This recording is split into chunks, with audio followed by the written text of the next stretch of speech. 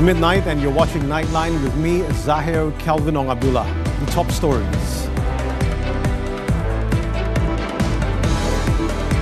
Staying open, pragmatic and cohesive. It may yet be among the last believers in a world that works better when it works together. Ismail Sabri's graft probe, next round of MACC questioning by end of April.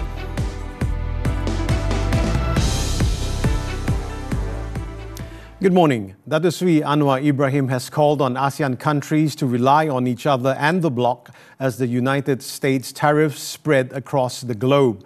The Prime Minister said this includes strengthening intra-ASEAN cooperation and moving beyond rhetoric to tangible action.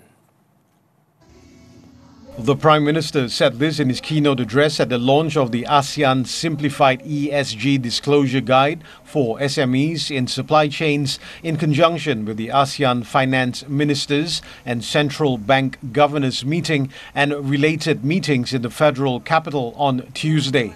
Anwar, who is also Finance Minister, said while tariff liberalisation within the region is largely complete, regulatory alignment, cross-border logistics and digital connectivity remain unfinished business.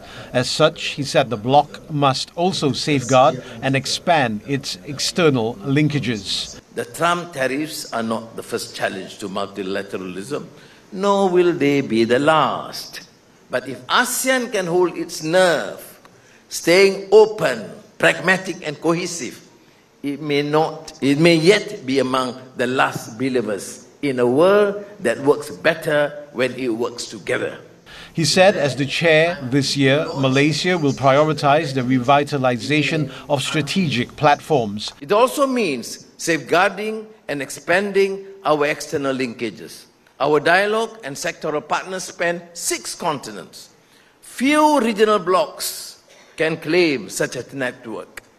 As chair this year, Malaysia will prioritise the revitalisation of strategic platforms such as the ASEAN Plus 3 as mechanisms for economic resilience. He also said while ASEAN's total trade in goods stand at $3.5 trillion, the figure is not guaranteed.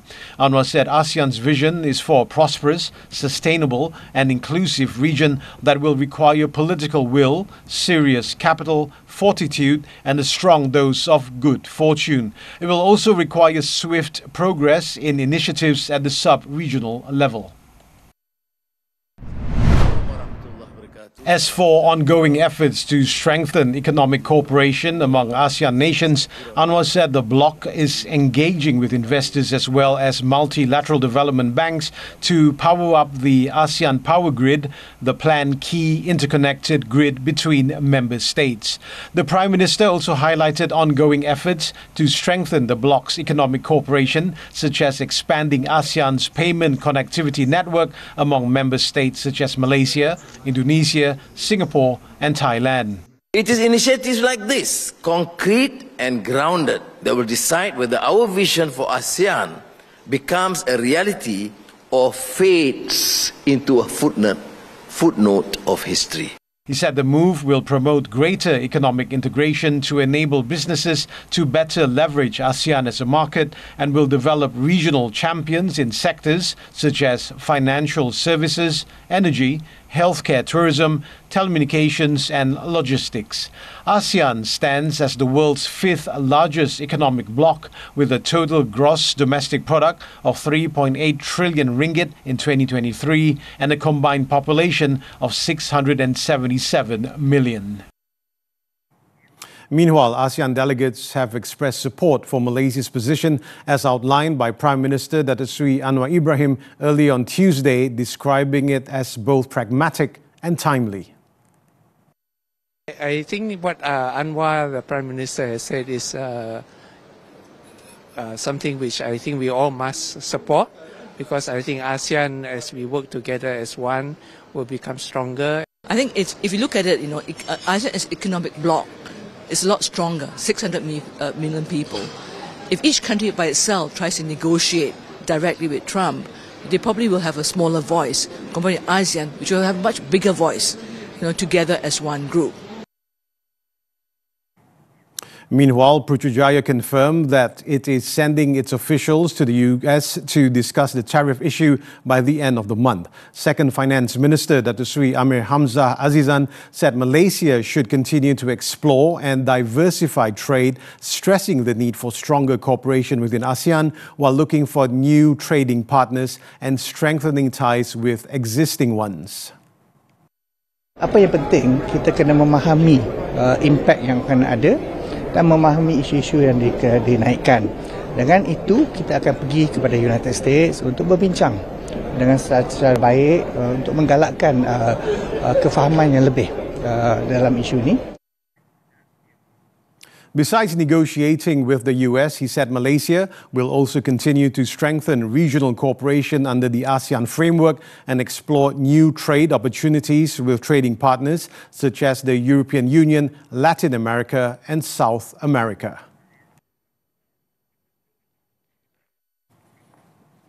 The Malaysian Anti-Corruption Commission MACC is expected to summon former Prime Minister Datuk Sri Ismail Sabri Yaakob once again for a second round of questioning by the end of this month.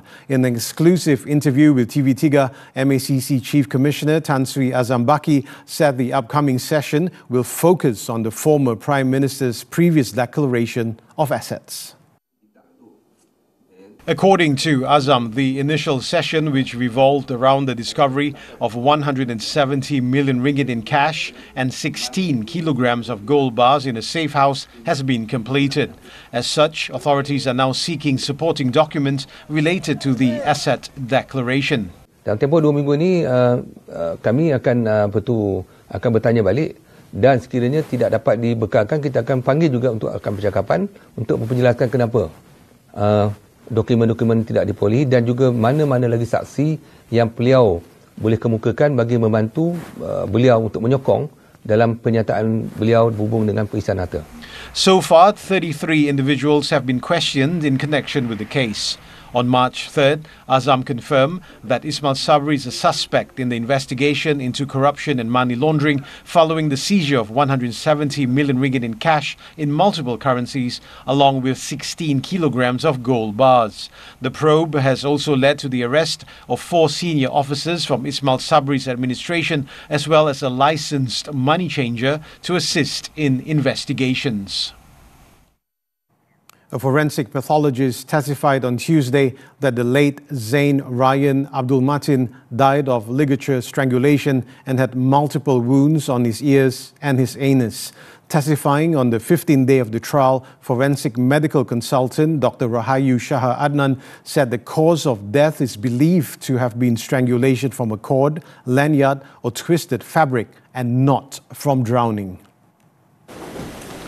Zain Ryan's parents, Zaim Ikwan Zahari and Ismanira Abdul Manaf, face charges of neglect.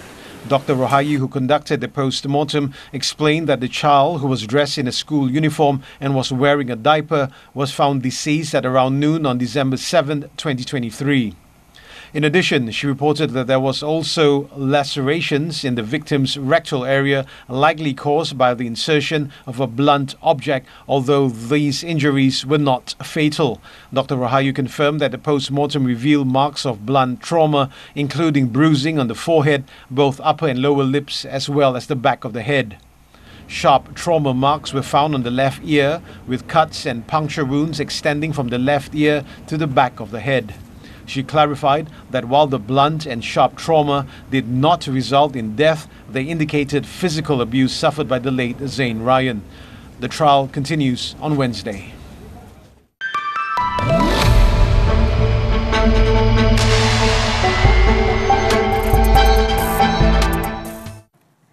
Malaysian glove manufacturers could stand to gain if the United States imposes additional tariffs on Chinese products. CIMB securities analyst Walter Au Lixin believes such a move would boost Malaysia's export competitiveness in the American market, especially in comparison to China. This is because the Malaysian exports currently face lower tariff rates than those from China. However, he also cautioned that Chinese manufacturers could shift their focus exports to other global markets, potentially intensifying competition for Malaysian producers worldwide. CIMB estimates that tariffs on Chinese gloves entering the US could rise as high as 204% by 2026. Malaysia currently accounts for 45% of the global glove supply, with nearly half of its glove exports destined for the US market.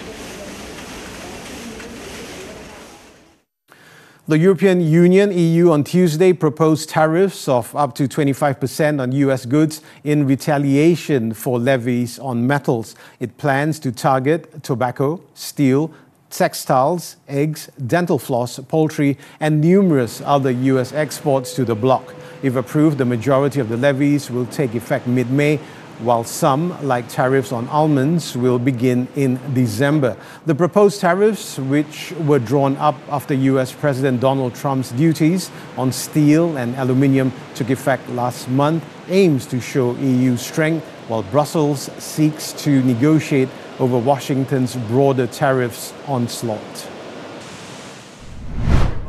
In an immediate reaction, Trump said that the EU's proposal for an exemption from tariffs on industrial products is not enough to account for the transatlantic trade deficit. The European Union's been very bad to us. They don't take our cars, like Japan in that sense. They don't take our agricultural product. They don't take anything practically. The US goods trade deficit with the EU was only $235.6 billion in 2024.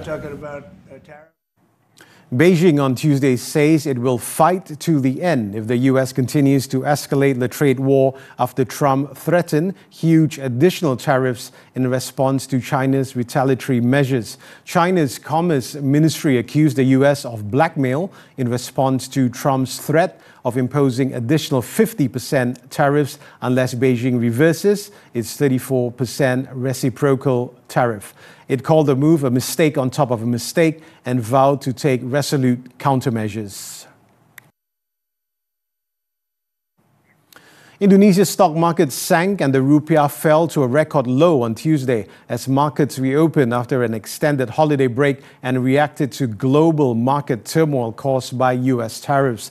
The country's main stock index fell 9.2% to its weakest since June 2021 in early trade and ended the day 7.9% lower. The rupiah dropped as much as 1.9% to 16,868 per US dollar, surpassing its Asian financial crisis low to reach its weakest level on record. The central bank said it will continue to intervene aggressively in the spot foreign exchange domestic non-deliverable forward NDF and bond markets, as well as in the offshore NDF market to stabilize the rupiah. However, some analysts predict further declines even as the stock exchange modifies trading rules to prevent excessive sell-offs.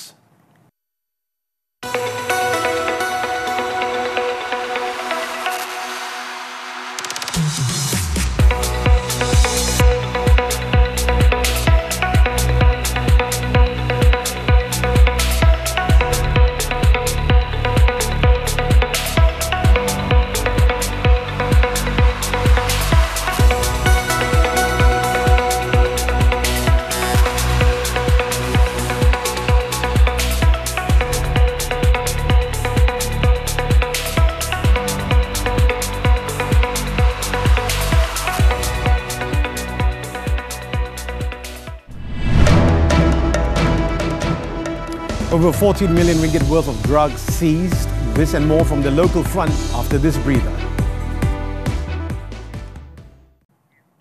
One person was killed and 4 others injured in a 3-vehicle crash on the North-South Expressway between Tanjung Malim and Lembah Beringin on Tuesday. The Selangor Fire and Rescue Department said they received a distress call at 1:27 p.m. and dispatched a team of 21 personnel with 4 fire engines to the scene. The accident involved a trailer, a 3-ton lorry and a car. A 30-year-old Bangladeshi man who was in the lorry was pronounced dead at the scene. A 51-year-old local man in the same vehicle sustained serious injuries, while 3 others suffered minor injuries. Preliminary police investigations revealed that 2 of the vehicles had grazed each other before losing control.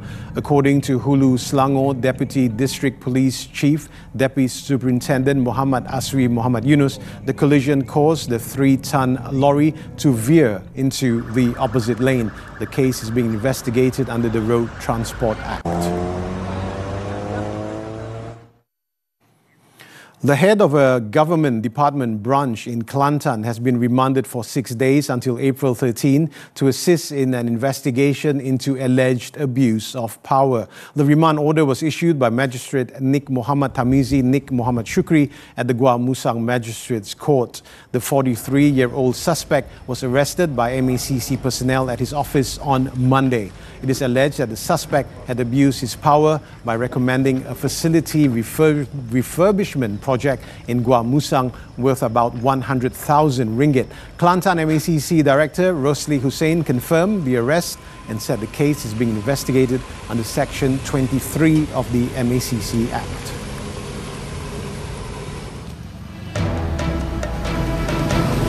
Kanlaon volcano eruption rains ash on villages. The details when Nightline returns.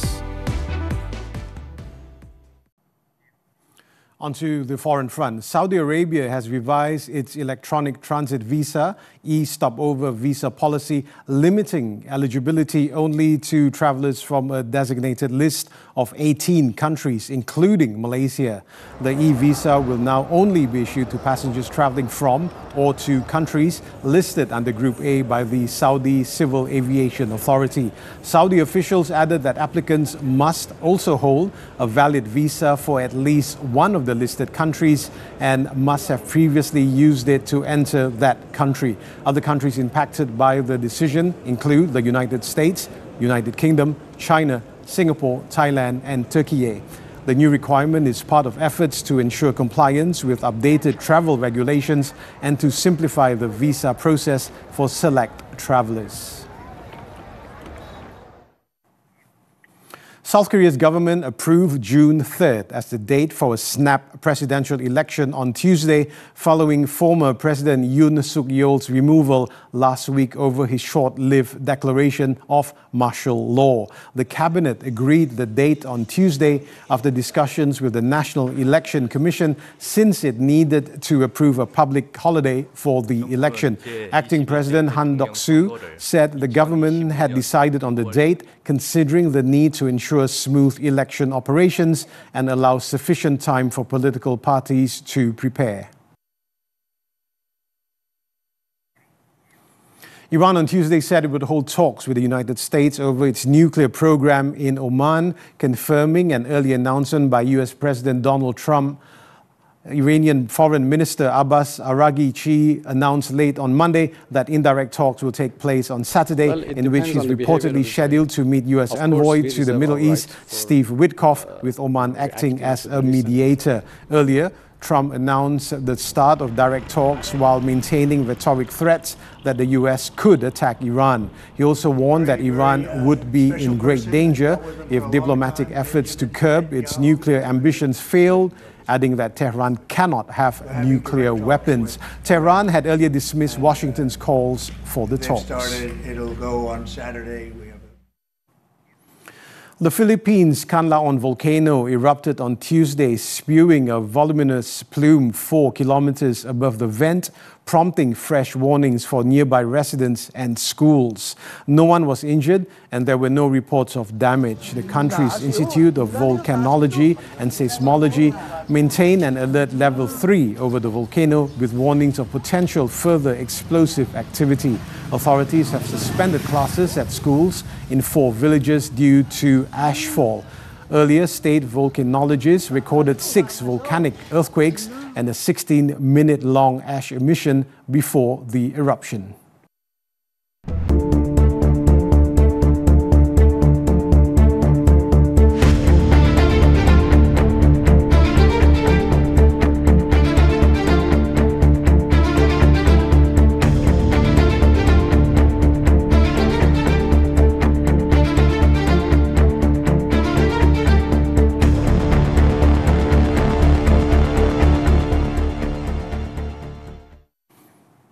As we wrap Nightline this time around, let's take a look as Cambodian farmers keep tradition alive by racing their best oxen in the annual ox cart race as the Khmer New Year and rice harvesting season approaches. I'm Zahir, Kelvin and Abdullah. Thank you for watching and take care.